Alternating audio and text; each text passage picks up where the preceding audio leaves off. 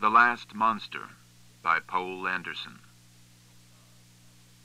The sun woke him. He stirred uneasily, feeling the long shafts of light slant over the land. The muted gossip of birds became a rush of noise, and a small wind blew till the leaves chattered at him. "Wake up, wake up, wake up, Rugo. There is a new day on the hills, and you can't lie sleeping. Wake up." The light reached under his eyelids, roiling the darkness of dreams. He mumbled and curled into a tighter knot, drawing sleep back around him like a cloak, sinking toward the dark and the unknowingness, with his mother's face before him. She laughed down the long ways of night, calling and calling, and he tried to follow her, but the sun wouldn't let him. "Mother," he whimpered. "Mother, please, come back, Mother." She had gone and left him, once, very long ago. He had been little then, and the cave had been big and gloomy and cold, and there were flutterings and watchings in the shadows of it, and he had been frightened. She had said she was going after food, and had kissed him and gone off down the steep moonlit valley. And there she must have met the strangers, because she never came back. And he had cried for a long time, and called her name, but she didn't return. That had been so long ago that he couldn't number the years. But now that he was getting old, she must have remembered him and been sorry she left, for lately she often came back at night. The dew was cold on his skin. He felt the stiffness in him, the ache of muscle and bone and dulling nerve, and forced himself to move. If he stirred all at once, stretching himself and not letting his throat rasp with the pain of it, he could work the damp and the cold in the earth out. He could open his eyes and look at the new day. It was going to be hot. Rugo's vision wasn't so good anymore. The sun was only a blur of fire low on the shadowy horizon, and the mist that streamed through the dales turned it ruddy. But he knew that before midday it would be hot. He got up, slowly climbing to all 4 feet, pulling himself erect with the help of a low branch. Hunger was a dull ache in him. He looked emptily around at the thicket, a copse of scrub halfway up the hillside. There were the bushes and the trees, a hard summer green that would be like metal later in the day. There were the dead leaves rustling soggily underfoot, still wet with the dew that steamed away in white vapors. There were birds piping up the sun, but nowhere food, nowhere anything to eat. "Mother," he thought, "you said you would bring back something to eat." He shook his big scaly head, clearing out the fog of dreams. Today he would have to go down into the valley. He had eaten the last berries on the hillside. He had waited here for days, with weakness creeping from his belly through his bones, and now he would have to go down to the strangers. He went slowly out of the thicket and started down the hillside. The grass rustled under his feet. The earth quivered a little beneath his great weight. The hill slanted up to the sky and down to the misty dales, and he was alone with the morning. Only grass and the small flowers grew here. Once the hills had been tall with forest. He recalled cool, shadowy depths and the windy roar of the treetops. Small suns spattered on the ground, and the drunken sweetness of resin smell in summer, and the blaze of broken light from a million winter crystals. But the strangers had cut down the woods, and now there were only rotting stumps and his blurred remembering. His alone, for the men who had hewed down the forest were dead, and their sons never knew. And when he was gone, who would care? Who would be left to care? He came to a brook that rushed down the hillside, rising from a spring higher up and flowing to join the Thunder River. The water was cold and clean, and he drank heavily, slopping it into him with both hands and wriggling his tail with the refreshment of it. This much remained to him at least, though the source was dwindling now that the watershed was gone. But he would be dead before the brook was dry, so it didn't matter too much. He waded over it. The cold water set his lame foot to tingling and needling. Beyond it he found the old logging trail and went down that. He walked slowly, not being eager to do that which he must, and tried to make a plan. The strangers had given him food now and then, out of charity or in return for work. Once he had labored almost a year for a man, who had given him a place to sleep and as much as he wanted to eat. A good man to work for, not full of the hurry which seemed to be in his race, with a quiet voice and gentle eyes. But then the man had taken a woman, and she was afraid of Rugo, so he had had to leave. A couple of times, too, men from Earth itself had come to talk to him. They had asked him many questions about his people. How had they lived? What was their word for this and that? Did he remember any of their dances or music?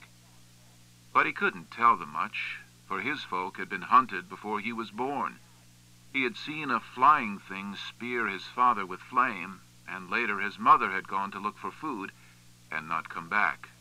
The men from Earth had in fact told him more than he could give them, told him about cities and books and gods which his people had had, and if he had wanted to learn these things from the strangers, they could have told him more. They, too, had paid him something, and he had eaten well for a while. I am old now, thought Rugo, and not very strong. I never was strong, beside the powers they have. One of us could drive 50 of them before him, but one of them, seated at the wheel of a thing of metal and fire, could reap 1,000 of us. And I frighten their women and children and animals, so it will be hard to find work, and I may have to beg a little bread for no more return than going away. And the grain that they will feed me grew in the soil of this world. It is strong with the bones of my father, and fat with the flesh of my mother. But one must eat. When he came down into the valley, the mists had lifted in ragged streamers, and already he could feel the heat of the sun. The trail led onto a road, and he turned north toward the human settlements.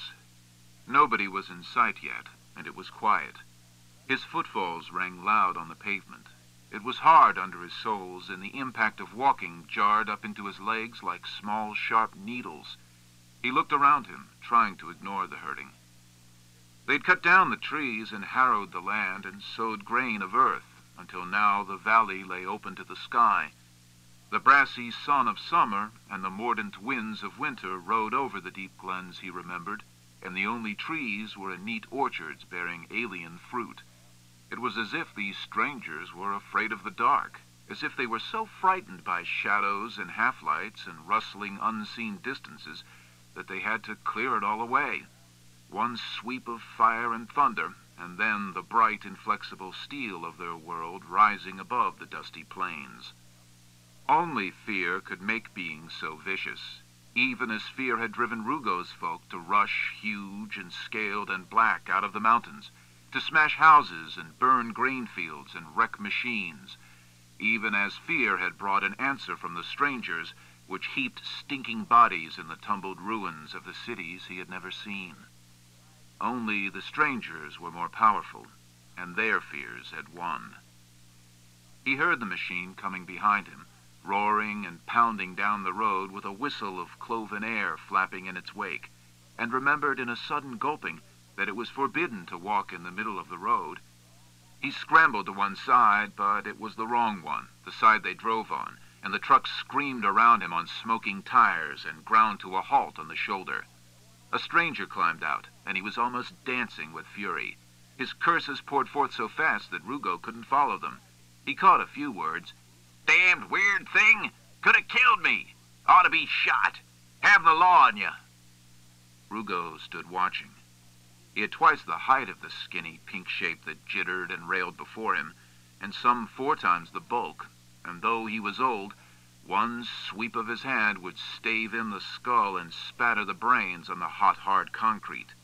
Only all the power of the strangers was behind the creature, fire and ruin and flying steel, and he was the last of his folk, and sometimes his mother came at night to see him. So he stood quietly, hoping the man would get tired and go away. A booted foot slammed against his shin, and he cried out with the pain of it, and lifted one arm the way he had done as a child when the bombs were falling and metal rained around him. The man sprang back. "Don't you try it," he said quickly. "Don't do nothing. They'll hunt you down if you touch me." "Go," said Rugo, twisting his tongue and throat to the foreign syllables, which he knew better than the dimly recalled language of his people. "Please, go. You're only here while you behave yourself. Keep your place, see? Nasty devil. Watch yourself." The man got back into the truck and started it. The spinning tires threw gravel back at Rugo. He stood watching the machine, his hands hanging empty at his sides, until it was beyond his aging sight. Then he started walking again, careful to stay on the correct edge of the road. Presently a farm appeared over a ridge. It lay a little way in from the highway, a neat white house sitting primly among trees, with its big outbuildings clustered behind it, and the broad, yellowing grain fields beyond. The sun was well into the sky now. Mist and dew had burned away. The wind had fallen asleep. It was still and hot. Rugo's feet throbbed with the hardness of the road. He stood at the entrance, wondering if he should go in or not. It was a rich place. They'd have machines and no use for his labor. When he passed by here before, the man had told him shortly to be on his way. But they could perhaps spare a piece of bread and a jug of water just to be rid of him, or maybe to keep him alive. He knew he was one of the neighborhood sights, the last native. Visitors often climbed up his hill to see him and toss a few coins at his feet and take pictures while he gathered them. He puzzled out the name on the mailbox, Elias Whately. He'd try his luck with Elias Whately. As he came up the driveway, a dog bounded forth and started barking, high, shrill notes that hurt his ears. The animal danced around and snapped with a rage that was half panic. None of the beasts from Earth could stand the sight and smell of him. They knew he was not of their world, and a primitive terror rose in them. He remembered the pain when teeth nipped his rheumatic legs. Once he had killed a dog that bit him, a single, unthinking swipe of his tail, and the owner had fired a shotgun at him. His scales had turned most of the charge, but some was still lodged deep in his flesh and bit him again when the days were cold. "Please," he said to the dog. His bass rumbled in the warm, still air, and the barking grew more frantic. "Please, I will not harm. Please, do not bite." "Oh!" The woman in the front yard let out a little scream and ran before him, up the steps and through the door to slam it in his face. Rugo sighed, feeling suddenly tired. She was afraid. They were all afraid. They had called his folk trolls, which were something evil in their old myths. He remembered that his grandfather, before he died in a shelterless winter, had called them torogs, which he said were pale, bony things that ate the dead, and Rugo smiled with a wryness that was sour in his mouth. But little use in trying here. He turned to go. "You!" He turned back to face the tall man who stood in the door. The man held a rifle, and his long face was clamped tight. Behind him peeked a red-headed boy, maybe 13 years old, a cub with the same narrow eyes as his father. "What's the idea of coming in here?" asked the man. His voice was like the grating of iron. "Please, sir," said Rugo. "I am hungry. I thought if I could do some work, or if you had any scraps." "So now it's begging, eh?" demanded Whately. "Don't you know that's against the law? You could be put in jail. By heaven, you ought to be. Public nuisance, that's all you are." "I only wanted work," said Rugo. "So you come in and frighten my wife? You know there's nothing here for a savage to do. Can you run a tractor? Can you repair a generator? Can you even eat without slobbering it on the ground?" Whately spat. "You're a squatter on somebody else's land, and you know it. If I owned that property, you'd be out on your worthless butt so fast you wouldn't know which end was up. Be glad you're alive. When I think of what you murdering, slimy monsters did. 40 years. 40 years crammed in stinking spaceships, cutting themselves off from Earth and all the human race. Dying without seeing ground. Fighting every foot of all the light years to get to Tau Ceti. And then you said the Earthmen couldn't stay. Then you came and burned their homes and butchered women and children. The planet's well rid of you. All the scum of you. And it's a wonder somebody doesn't take a gun and clear off the last of the garbage. He half lifted his weapon. It was no use explaining, thought Rugo. Maybe there really had been a misunderstanding, as his grandfather had claimed. Maybe the old counselors had thought the first explorers were only asking if more like them could come, and had not expected settlers when they gave permission. Or maybe, realizing that the strangers would be too strong, they had decided to break their word and fight to hold their planet. But what use now? The strangers had won the war, with guns and bombs and a plague virus that went like a scythe through the natives. They had hunted the few immunes down like animals, and now he was the last of his kind in all the world, and it was too late to explain. "Sick 'em, Shep!" cried the boy. "Sick 'em! Go get him!" The dog barked in closer, rushing and retreating, trying to work its cowardice into rage. "Shut up, Sam," said Whately to his son. Then to Rugo, "Get!" "I will leave," said Rugo. He tried to stop the trembling that shuddered in him, the nerve-wrenching fear of what the gun could spit. He was not afraid to die, he thought sickly. He would welcome the darkness when it came. But his life was so deep-seated, he would live and live and live while the slugs tore into him. He might take hours to die. "I will be on my way, sir," he said. "No, you won't," snapped Whately. "I won't have you going down to the village and scaring little kids there. Back where you came from." "But, sir, please."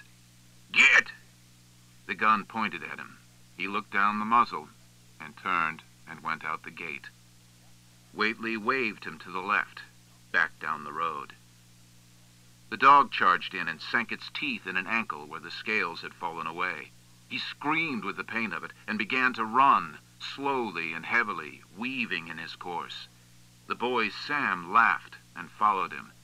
"Nya, nya, nya, ugly old troll. Crawl back down in your dirty old hole."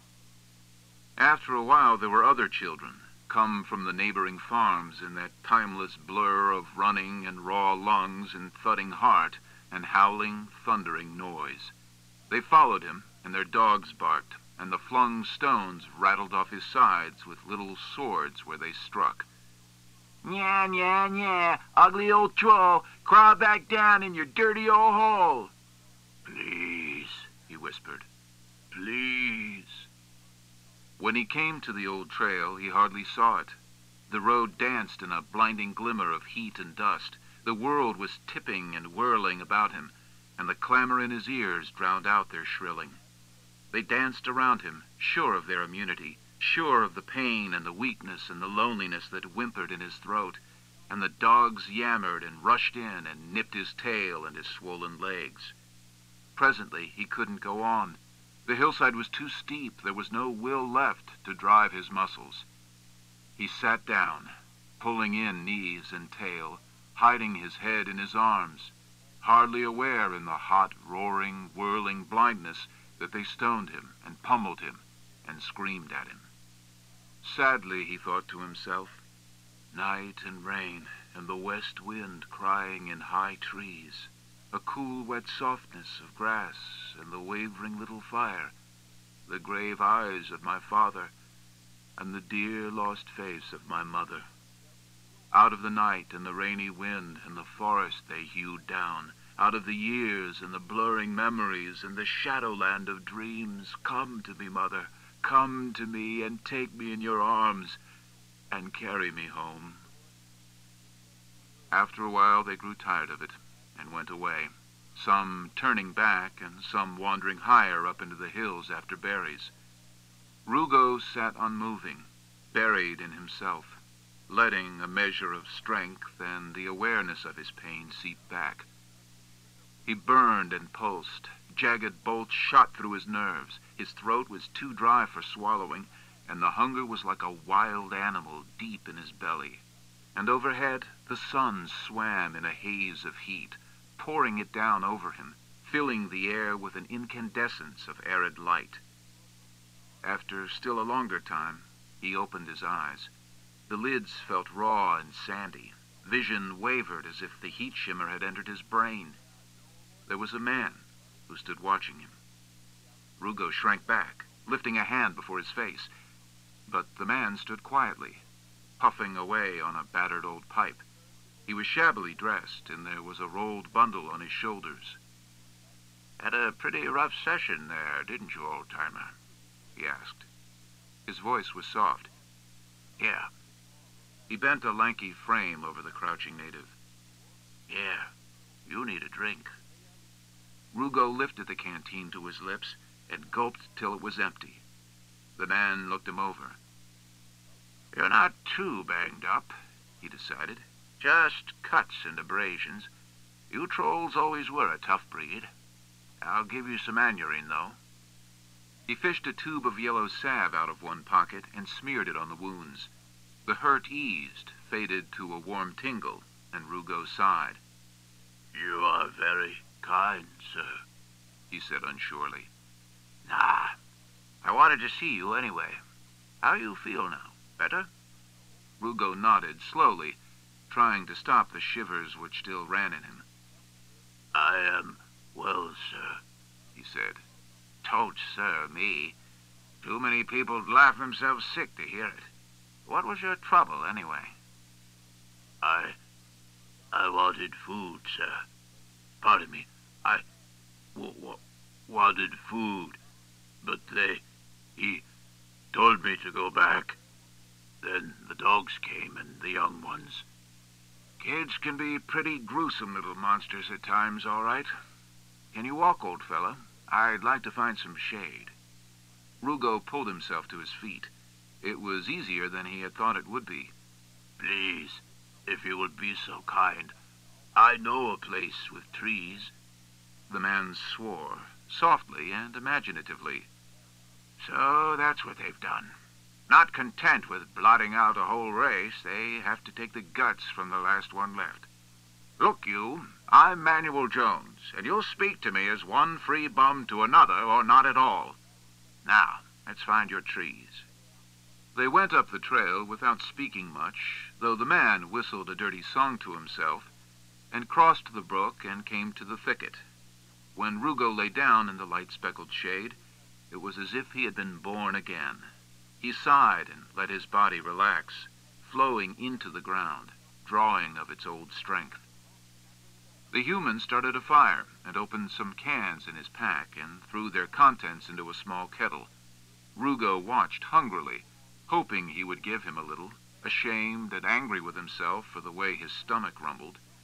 Manuel Jones squatted under a tree, shoved his hat off his forehead, and got his pipe going afresh. Blue eyes and a weather-beaten face watched Rugo with steadiness and no hate nor fear. "I have been looking forward to seeing you," he said. "I wanted to meet the last member of a race which could build the Temple of Othei." "What is that?" asked Rugo. "You don't know?" "No, sir. Pardon me. No, Mr. Jones. Manuel. And don't you forget it." "No. I was born while the strangers were hunting the last of us, Manuel. We were always fleeing. I was only a few years old when my mother was killed. I met the last other Gnor, member of my race, when I was only about 20. That was almost 200 years ago. Since then, I have been the last." "God," whispered Manuel. "God, what a race of free-willing devils we are." "You were stronger. And anyway, it is very long ago now. Those who did it are dead. Some humans have been good to me. One of them saved my life. He got the others to let me live. And some of the rest have been kind. Funny sort of kindness, I'd say. Manuel shrugged. But as you put it, Rugo, it's too late now. He drew heavily on his pipe. Still, you had a great civilization. It wasn't technically minded like ours. It wasn't human or fully understandable to humans. But it had its own greatness. Oh, it was a bloody crime to slaughter you, and we'll have to answer for it someday. I am old. I am too old to hate. But it's not too old to be lonesome, eh? Manuel's smile was lopsided. He fell into silence, puffing blue clouds into the blaze of air. Presently he went on, thoughtfully. Of course, one can understand the humans. They were the poor and the disinherited of our land-hungry earth. They came 40 years over empty space with all their hopes, giving their lives to the ships so their children might land. And then your council forbade it. They couldn't return, and man never was too nice about his methods when need drove him. They were lonely and scared, and your hulking, horrible appearance made it worse. So they fought. But they needn't have been so thorough about it. That was sheer hellishness. It does not matter. It was long ago. They sat for a while in silence, huddled under the shade against the white flame of sunlight, until the food was ready. Ah! Manuel reached gratefully for his eating utensils.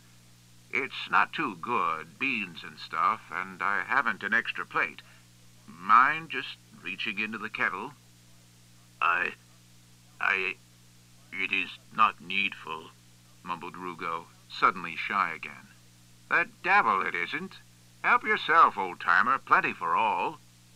The smell of food filled Rugo's nostrils. He could feel his mouth going wet and his stomach screaming at him. And the stranger really seemed to mean it. Slowly, he dipped his hands into the vessel and brought them out full and ate with the ungraceful manners of his people.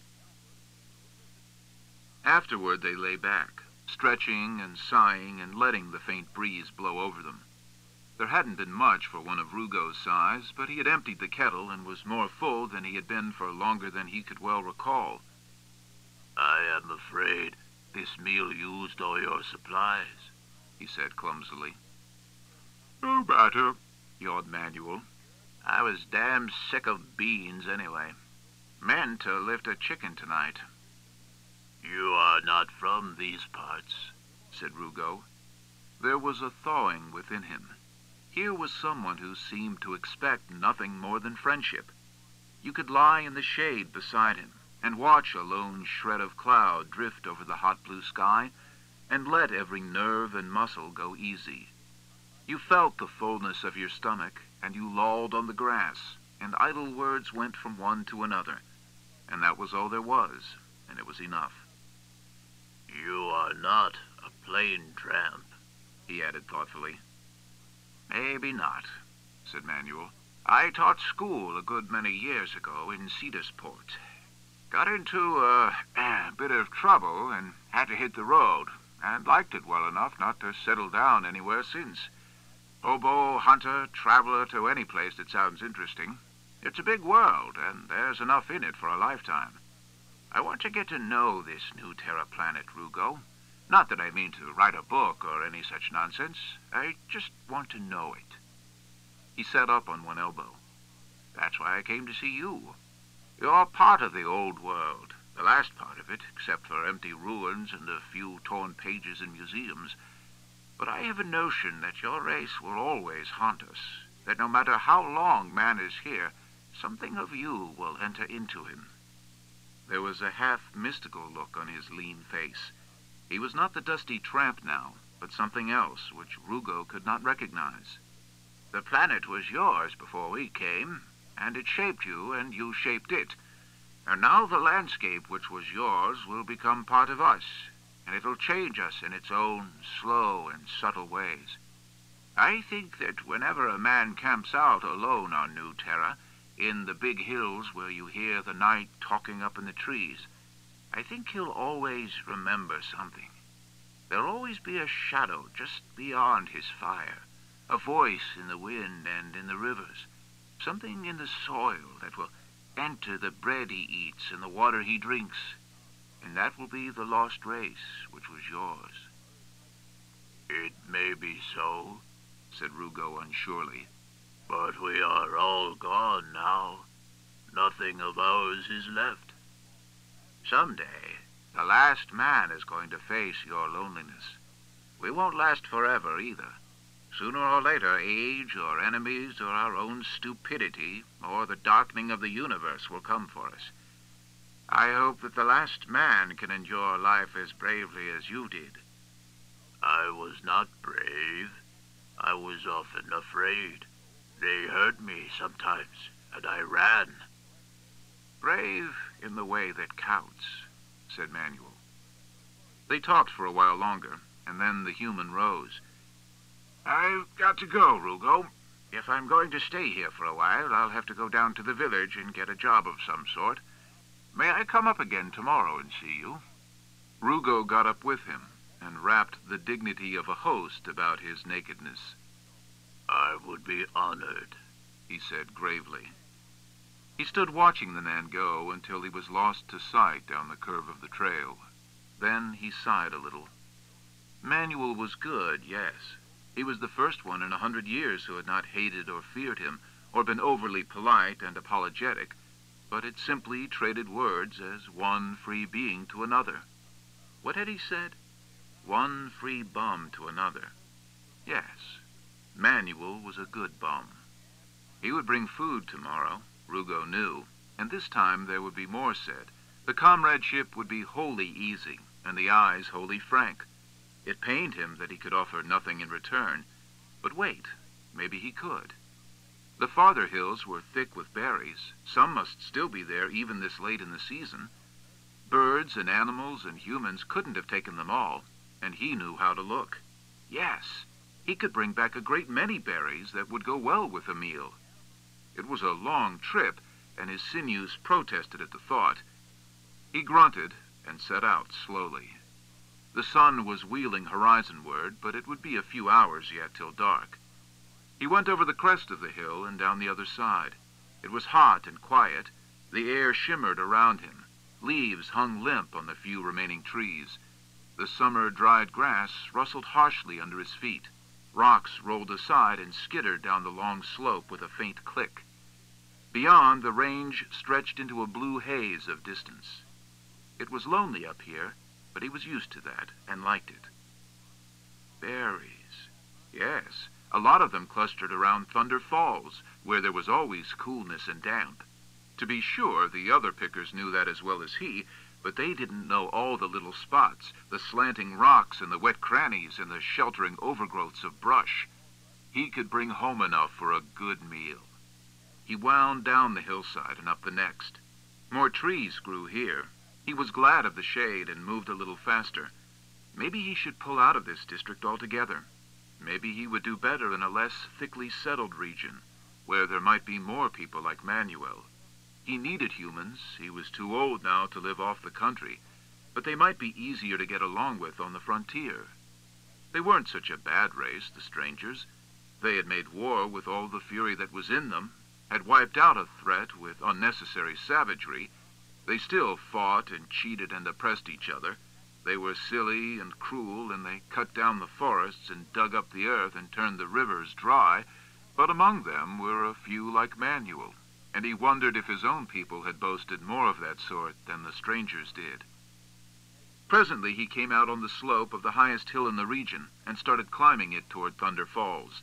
He could hear the distant roaring of a cataract, half lost in the pounding of his own blood as he fought his aging body slowly up the rocky slant, and in the dance of sunlight he stopped to breathe and tell himself that not far ahead were shadow and mist and a coolness of rushing waters. And when he was ready to come back, the night would be there to walk home with him. The shouting falls drowned out the voices of the children, nor had he looked for them since he knew they were forbidden to visit this danger spot without adults along. When he topped the stony ridge and stood looking down into the gorge, he saw them just below, and his heart stumbled in sickness.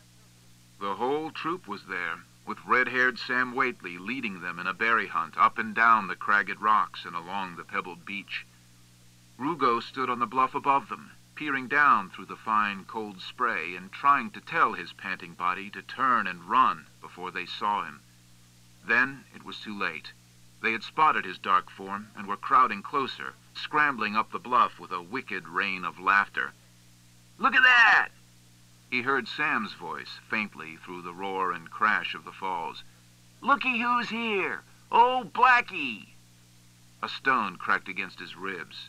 He half turned to go, knowing dully that he could not outrun them. Then he remembered that he had come to gather berries for Manuel Jones, who had called him brave, and a thought came. He called out in a bass that trembled through the rocks, "Do not do that!" "Yeah, listen what he says."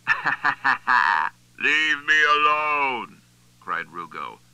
"or I will tell your parents that you are here." They stopped then, almost up to him, and for a moment only the yapping dog spoke. Then Sam sneered at him. "Aw, who listened to you, you old troll?" "I think they will believe me. But if you do not believe it, try and find out." They hovered for a moment, unsure, staring at each other. Then Sam said, "Okay, old tattletale, okay. But you let us be, see?" "I will do that," said Rugo, and the hard-held breath puffed out of him in a great sigh. He realized how painfully his heart had been fluttering, and weakness was watery in his legs. They went sullenly back to their berry gathering, and Rugo scrambled down the bluff and took the opposite direction.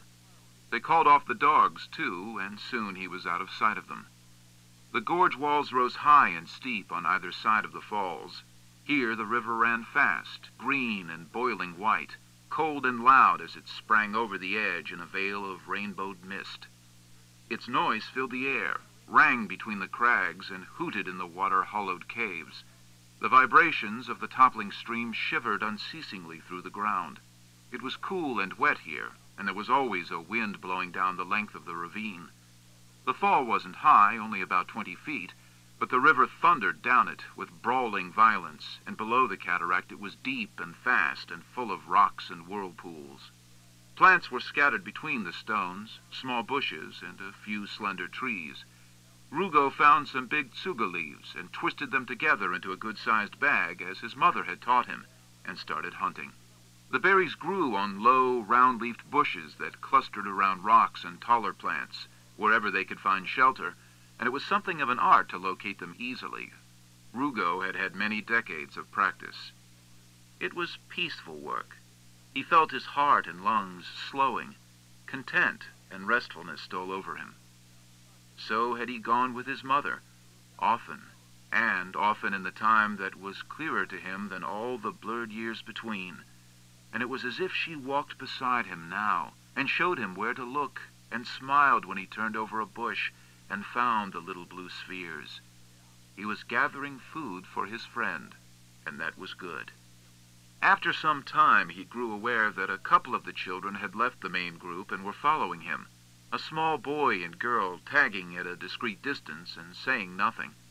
He turned and stared at them, wondering if they meant to attack him after all, and they looked shyly away. "You sure find a lot of them, Mr. Troll," said the boy at last, timidly. "They grow here," grunted Rugo with unease. "I'm sorry they were so mean to you," said the girl. "Me and Tommy wasn't there, or we wouldn't have let them." Rugo couldn't remember if they had been with the pack that morning or not. It didn't matter. They were only being friendly in the hope he would show them where to find the berries. Still, no few of the stranger cubs had liked him in the past, those who were too old to be frightened into screaming fits by his appearance and too young to be drilled into prejudice, and he had been fond of them in turn. And whatever the reason of these two, they were speaking nicely. "My dad said the other day he thought he could get you to do some work for him," said the boy. He'd pay you good." Who is your father? Asked Rugo uncertainly. "He's Mr. Jim Stackman." Yes, Stackman had never been anything but pleasant, in the somewhat strained and awkward manner of humans. They felt guilty for what their grandparents had done, as if that could change matters. But it was something. Most humans were pretty decent. Their main fault was the way they stood by when others of their race did evil, stood by and said nothing, and felt embarrassed. Mr. Whately won't let me go down there, said Rugo. "Oh, him?" said the boy with elaborate scorn. "My dad'll take care of old Sourpuss Whately."